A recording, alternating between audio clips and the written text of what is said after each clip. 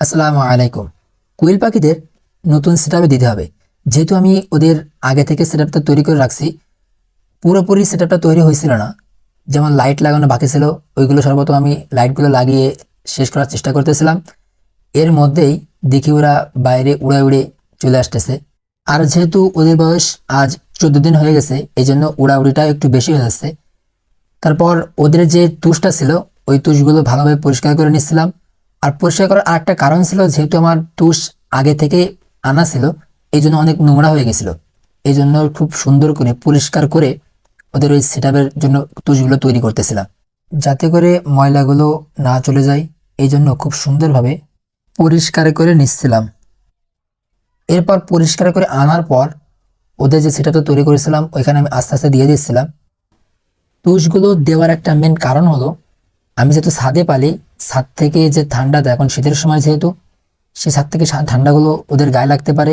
Plus ওরা যে bathroom করে, অনেক পরিমাণ বাথরুম করে, এই জন্য ওরা যাতে বাথরুমগুলো তলে এঁটে না যায়, এই জন্য তুষ দেওয়াটা খুবই ভালো। আর আমার মতো যারা আপনারা এরকম ছাদে বা উপরে কোনো কিছুতে পালেন, তো অবশ্যই এদিকে একটু খেয়াল রাখবেন, যাতে করে পাখিদের জন্য ক্ষতি না হয়। যখন আমি পুরোপুরি তুষগুলো বিছিয়ে দিলাম, তারপর একটা একটা করে আমার যে বোর্ডিং সেটআপটা ছিল, ওইখান থেকে একটা একটা করে ধরে ধরে ওইখানে দিচ্ছিলাম। আর গুনে গুনে দিচ্ছিলাম, যেহেতু আমি আগে কয়টা গুনছি কি না গুনছি এটা আমার খেয়াল নেই, আর কয়টা হয়েছিল এটাও খেয়াল নেই। এই জন্য আমি একটু গুনে গুনে দিচ্ছিলাম। সাথে সাথে ওদের পায়ে যে গুটিগুলো হয়, বোর্ডিং সেটআপে থাকলে অনেক সময় দেখা যায় বাথরুম বা বোর্ডিং এর যে তুষগুলো থাকে, ওইগুলো পায়ে জড়াই গুটি গুটি হয়ে যায়।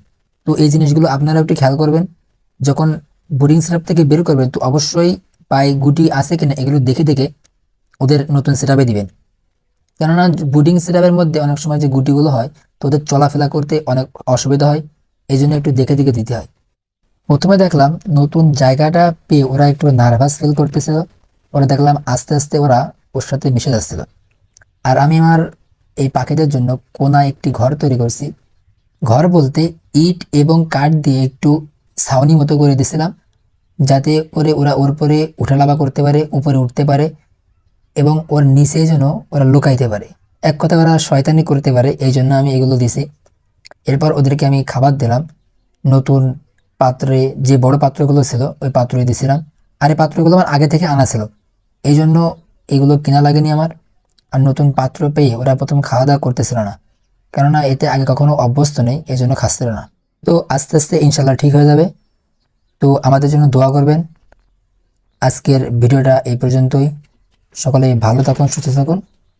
আসসালামু আলাইকুম।